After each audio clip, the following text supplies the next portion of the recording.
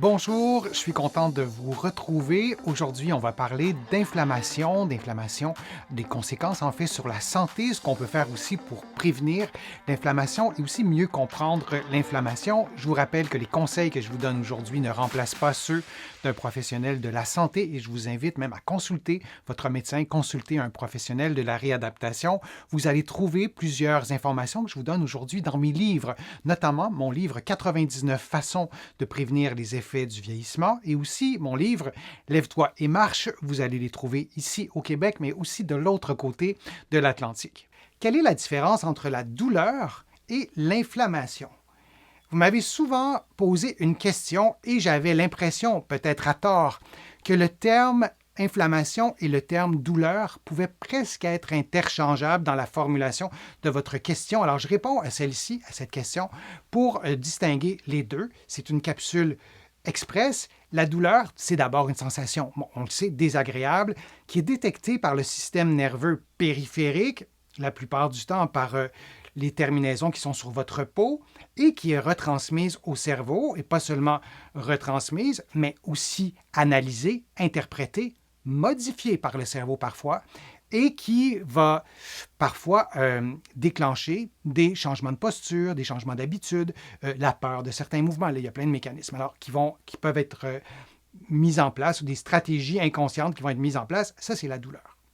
L'inflammation, je vous en ai souvent parlé, c'est une réaction du corps qui est normale, qui est souhaitable, qui protège les tissus endommagés des bactéries, des virus, etc. L'inflammation, c'est associé à la présence de médiateurs chimiques comme des cytokines, des petites protéines, qui peuvent stimuler les récepteurs de la douleur. Donc, quand il y a de l'inflammation, il y a des cytokines, des petites protéines, des molécules, des substances, le mot n'est pas important, qui, elles, déclenchent de la douleur. Donc, l'inflammation elle-même peut déclencher de la douleur.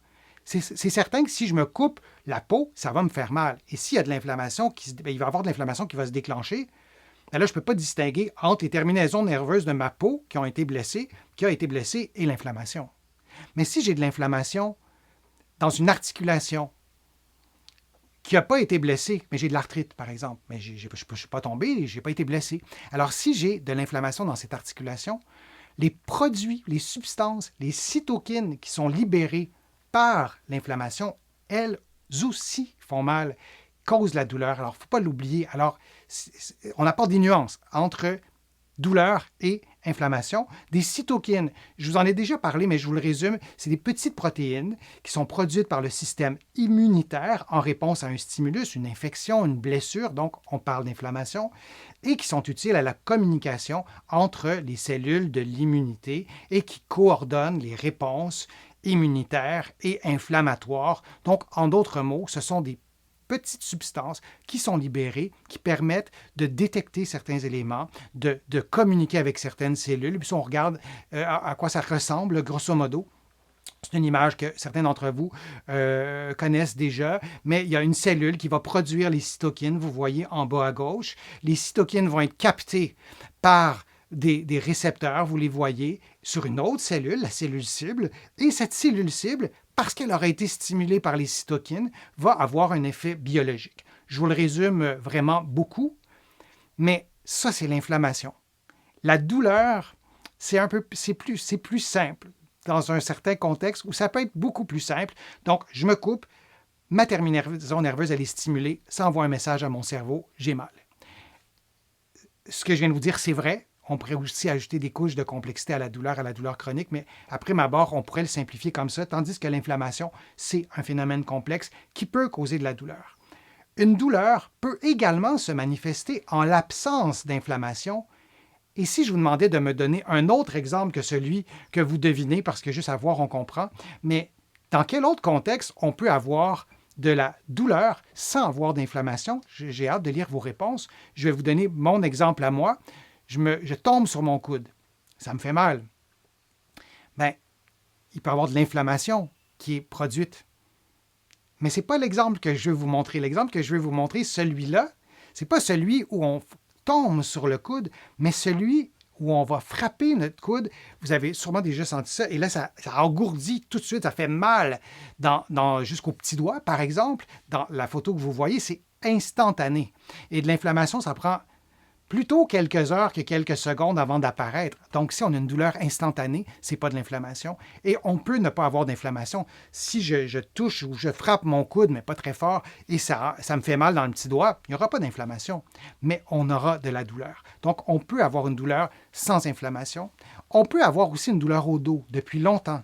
Et on n'a plus d'inflammation locale. Ce sont des processus dégénératifs. Les tissus sont abîmés. Il y a des terminaisons nerveuses qui sont placées d'une certaine façon que les tissus sont devenus hypersensibles. On a une hypersensibilité qui s'est développée localement. L'hypersensibilité peut aussi être au niveau du cerveau, la sensibilisation centrale. Donc, la douleur et l'inflammation, ce ne sont pas des synonymes. C'est parfois pas simple sur soi-même de distinguer entre est-ce que c'est de la douleur ou il y a de l'inflammation, parce que ça détermine le plan de traitement.